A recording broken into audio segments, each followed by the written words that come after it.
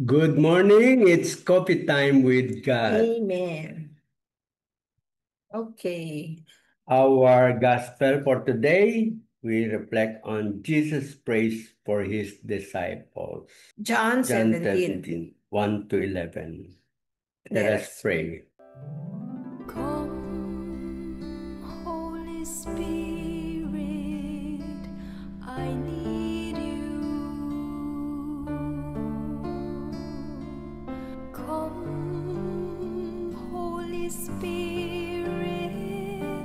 I pray.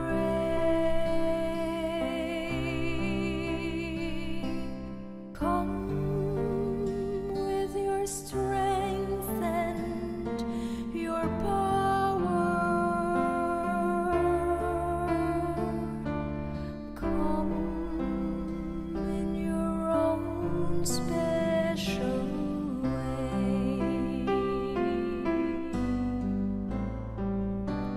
Come like a spring in the desert. Come to the weary of soul. Oh, let your sweet healing power touch me and make me whole. A reading from the Holy Gospel according to John. Jesus raised his eyes to heaven and said, Father, the hour has come. Give glory to your Son, so that your Son may glorify you, just as you gave him authority over all people, so that your Son might give eternal life to all you gave him. Now this is eternal life, that they should know you, the only true God, and the one whom you sent, Jesus Christ. I glorified you on earth by accomplishing the work that you gave me to do. Now glorify me, Father, with you, with the glory that I had with you before the world began. I revealed your name to those whom you gave me out of the world. They belong to you, and you gave them to me, and they have kept your word. Now they know that everything you gave me is from you, because the words you gave to me I have given to them, and they accepted them, and truly understood that I came from you, and they have believed that you sent me. I pray for them. I do not pray for the world, but for the ones you have given me, because they are yours, and everything of mine is yours, and everything of yours is mine, and I have been glorified in them. And now I will no longer be in the world, but they are in the world while I am coming to you. The Gospel of the Lord. Praise to you, Lord Jesus Christ. Ang sa akin yung they have kept your word. So parang sinasabi dito ni Jesus na nagdadasal siya dito.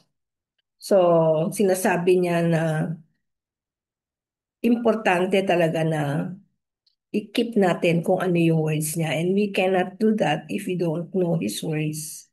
So yung pagsama niya sa mga disciples that time, kahit through actions, makikita naman yun. Parang yun na rin yung word ni God through Jesus. Sinasabi dito na if you keep yung word ni God, lahat ng sinabi niya dito, like everything will be yours, sa kanila mapupunta lahat. Kasi yung number one, they have kept God's word.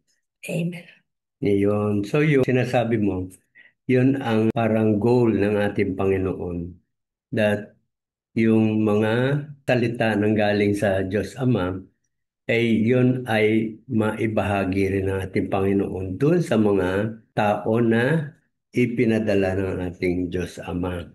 So that lahat yun ay sa puso ng bawat nilalang. So yun yung goal ng ating Panginoon.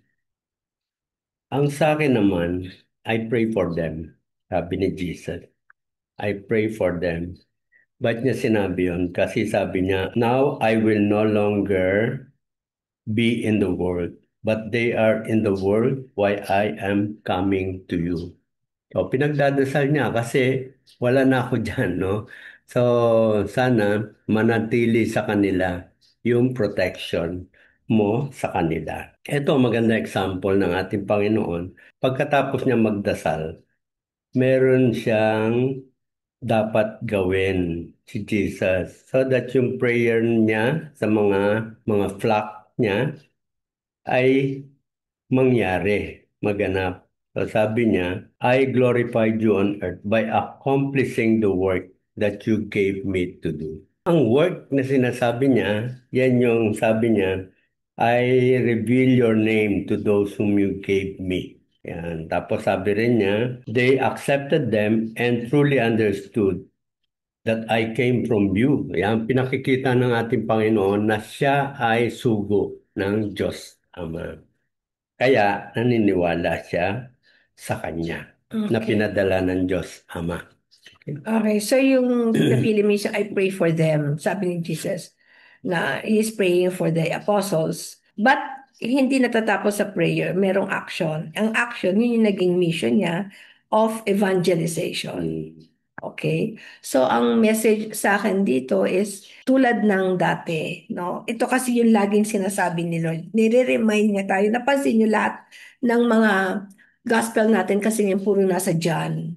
Yung palang John, kasi andun talaga lahat yung mga promises. Mm. Bago namatay si Jesus, andun lahat sinasabi niya. Paulit-ulit na sinasabi niya na hindi kayo mag-iisa kahit na mawala ako, nandyan ako, kaya merong Holy Spirit. Which is very, very hopeful sa atin dahil hindi naman natin naabutan ng mga apostles, di ba? Tayo na ngayon dito. Hinahanap natin, asan ba si Jesus? Asan si God? Hindi natin nakikita. Pero nararamdaman natin siya sa araw-araw na nangyayari sa buhay natin. Sa paggising pa lang natin. Thank you, Lord, sa buhay na binigay mo sa amin. Sa protection, sa lahat-lahat. So, hindi lang yon, no? Hindi lang yung nangyayaring maganda sa atin, kundi kahit na kunyari may problema, nakakayanan natin yon. Kasi sabi natin, Lord, ikaw nang bahala. Nega yung nangyayari, pero ikaw ang bahala. Alam ko na meron kang gagawing mabuti para dito. At kung kunyari hindi naman nangyari, no? Hindi natupad yung gusto mo. Like ako nga, hindi naman ako nagkalisensya. Pero nasan ako ngayon? I am proclaiming God's word. Parang yung sinabi dito na meron akong mission. No? Paano ako kung makakatouch ng mga taong sasabihin ko na, ay, okay lang yan kung hindi ko naman naramdaman. So naramdaman kong down ako dahil nag-aral ako ng 10 taon na hindi ako nagkalisensya. Pwede ko ngayon kausapin yung mga taong pareho sa akin na meron silang dream sa buhay nila na hindi nila matupad. Pero sabi ko, basta sabi mo, Lord, ikaw ang bahala, andyan ka, at gagawin ko lang yung mga utos mo. And then, ano ang reward natin? Hindi lang dito sa mundo dito, kundi yung life after death, yung heaven. Kasi pag hindi mo iisipin yun, wala na. Ano ngayon, 'di ba? Pera-pera lang 'yan, 'di ba?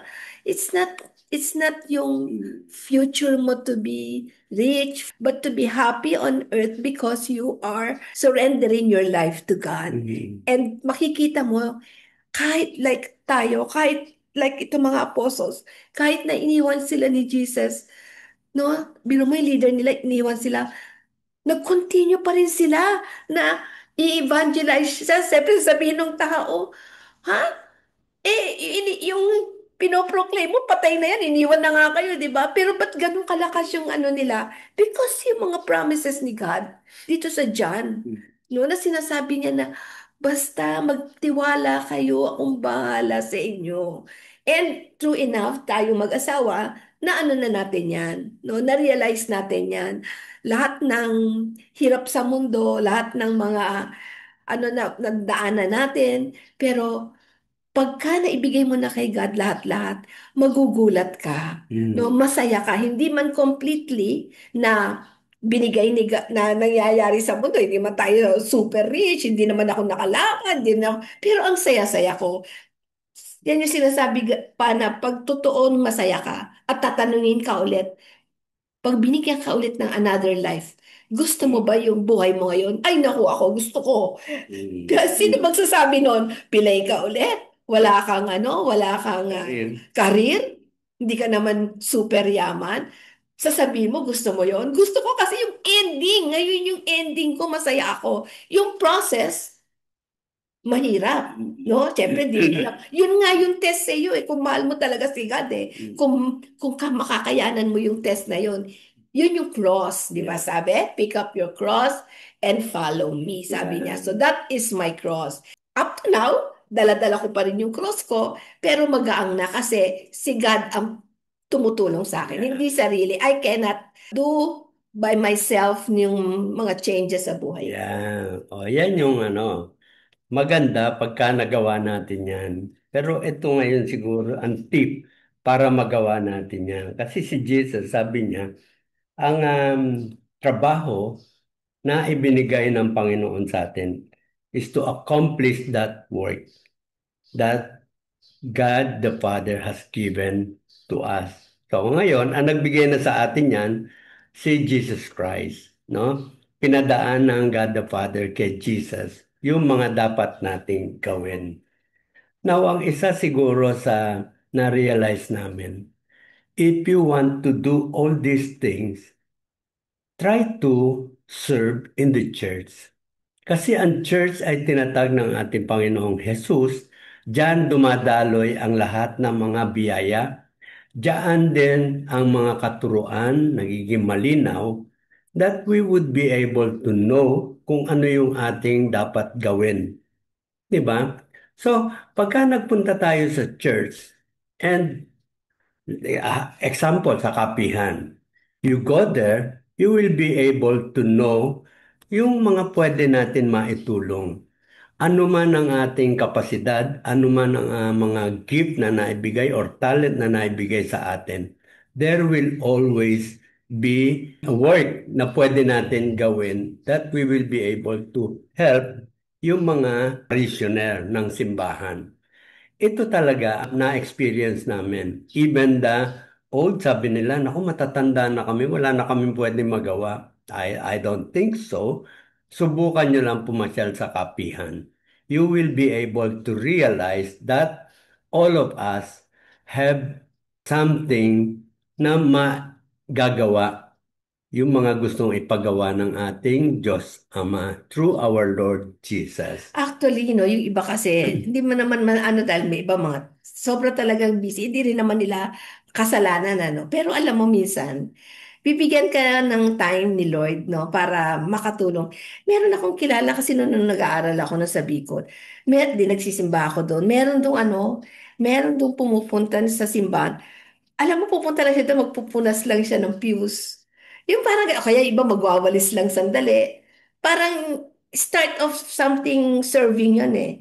Na hindi naman din sila parang magiging di ba? Parang anything that you do for the church, nakikita naman ni God, di ba? So, in His perfect time, siguro, unti-unti lang. Ang sabi kasi ni June, mag-effort tayo.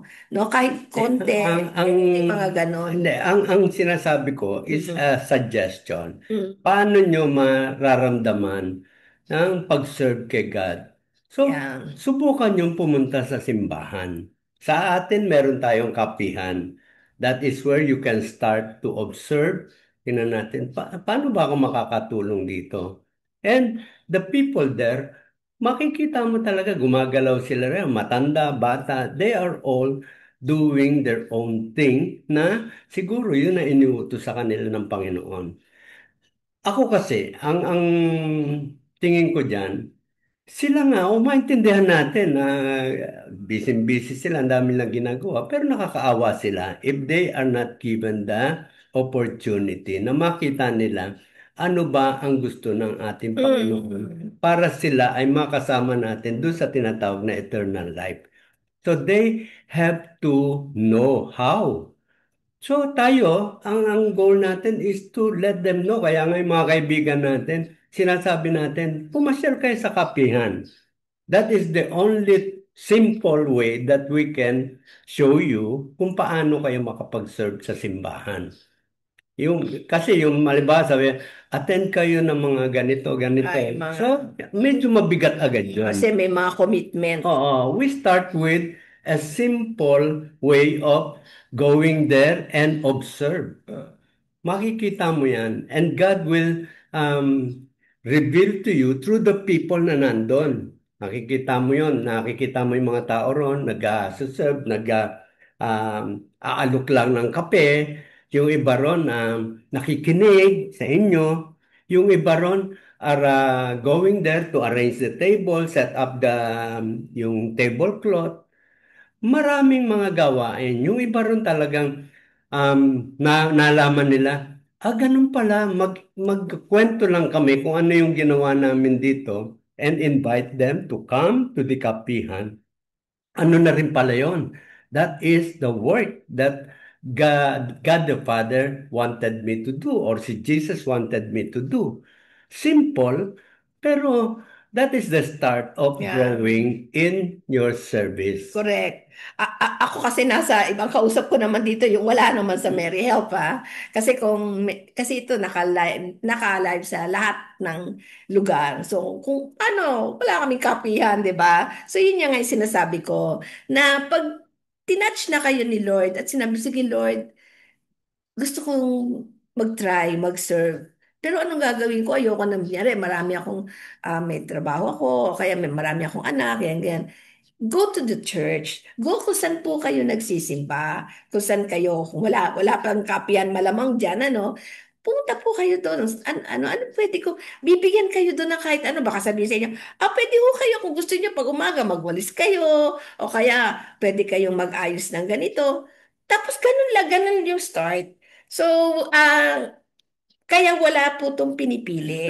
Ang importante lang yun yung puso ninyo. Kung talagang nahipon na kayo ni Lord at gusto niyong tumulong at in God's perfect time, magugulat kayo at magiging regular na po yung inyong ginagawa sa simbahan. Tulad nga sa Mary Help, nagkaroon kami ng kapihan na hindi rin naman namin naisip yun, ano? Dahil lang sa mga pangyayaring siguro binigay ni God sa atin, no? Dito sa simbahan natin.